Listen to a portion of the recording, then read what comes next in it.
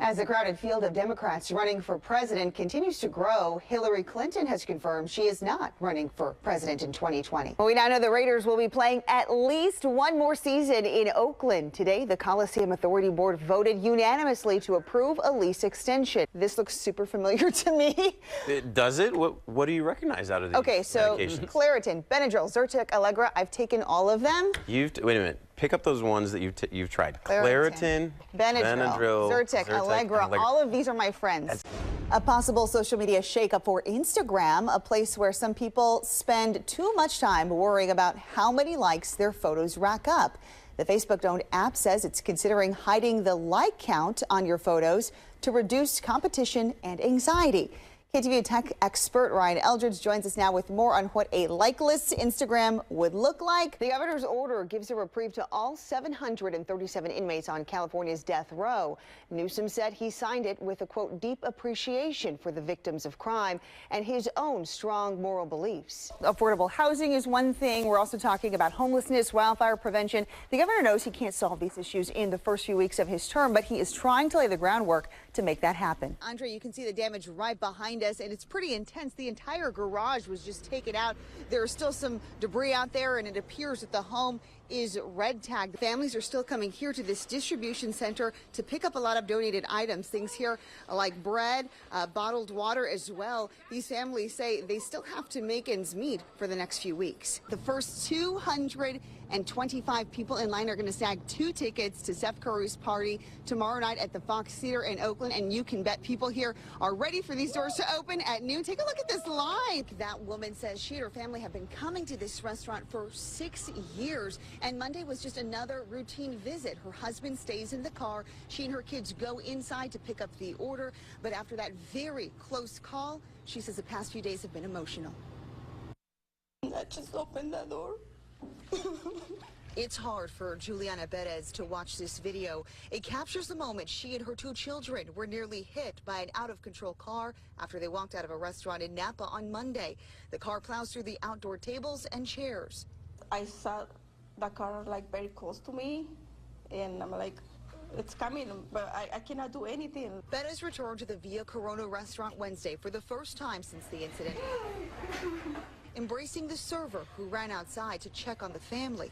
When I went to that door, I was like expecting the worst, you know, and it's a blessing to see her right next to me. Perez says her 3-year-old daughter Daniela has a scrape on her arm. Her 5-year-old son Oscar is also unharmed. My boy is like, oh, mommy, you see the car, and the car pushed us. And I'm like, oh, it's okay. Don't worry about it. Nothing happened. Emotional, but I'm very happy that she's alive and her kids are fine. Napa police say the accident was driver error, with a woman in her 60s behind the wheel. Perez says that woman apologized to her as they shared an ambulance. She's grateful for a miracle. I can't believe it. I can't believe it. We are alive. And I know I'm so lucky. Y yo sé que Dios estaba ahí conmigo y estaba con mis hijos. Perez says God was with her and her children that day. Y gracias a Dios que nos cuidó. And in that video, you can see the kids covering their heads, running away. I thought they were actually trying to protect themselves, but Mom says no, it was actually raining outside, and the kids were just trying to get to the car quickly so that they wouldn't get wet. Julie, it's just incredible that they walked away unharmed. It certainly is when you see that video, just how close it came. So did they not even see that car coming toward them, Cristina? The mother did see the car, but again, she said there was just nothing that she could do. The kids really had no idea. It wasn't until the car actually passed them and crashed into a fence across the street that they realized that they had almost gotten hit. And the mom said everything just happened so fast, there was nothing she could do. We don't have any names for them yet, but you feel free to name them if you like. It's kind of weird. I think it's funny. I love it. It's a little hard for neighbors not to notice the mannequins in the buff outside Jason Wyndham's home in Santa Rosa. The kids certainly have. They're naked! And they're in the front yard. Aren't they supposed to be in the mall? It's all fun and games. It's just you know, I want to be light with what's going on. Yeah. There's no reason to be angry. This is amazing.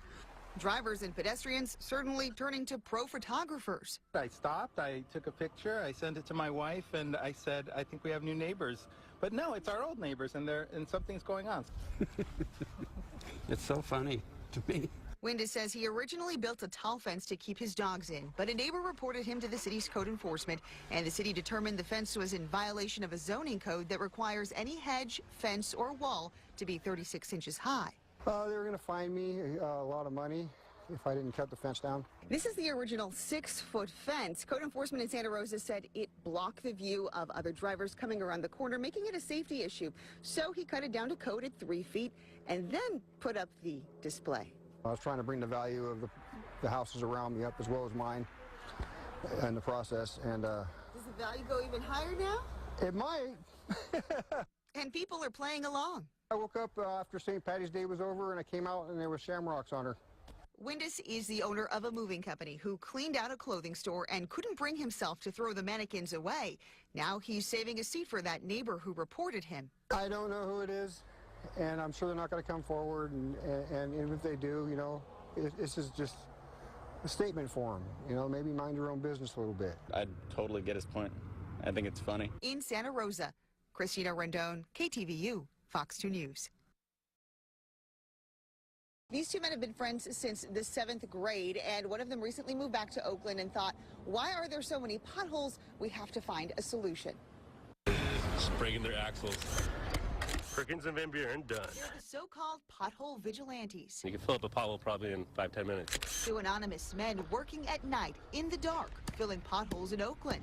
A skill they learned after watching a few videos on Google and YouTube. It's quite easy. All you got to do is just fill the pothole up, or brush the debris out, fill the pothole with the asphalt material, and then just tamper it down. We try to do it after 9 p.m. once the traffic dies down, and then we put our hazard lights on, make sure it's safe. The covert operation started 2 weeks ago, mostly around Lake Merritt, after they got fed up with the city's failure to fix the problems.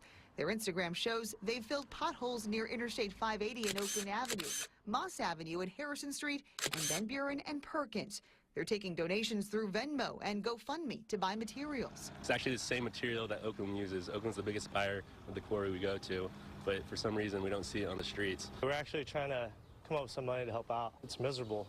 You know, it's only a matter of time till your tires blow, so, you know, more people like this, the better. The city of Oakland says they don't condone or recommend that residents do this work themselves because it raises safety issues.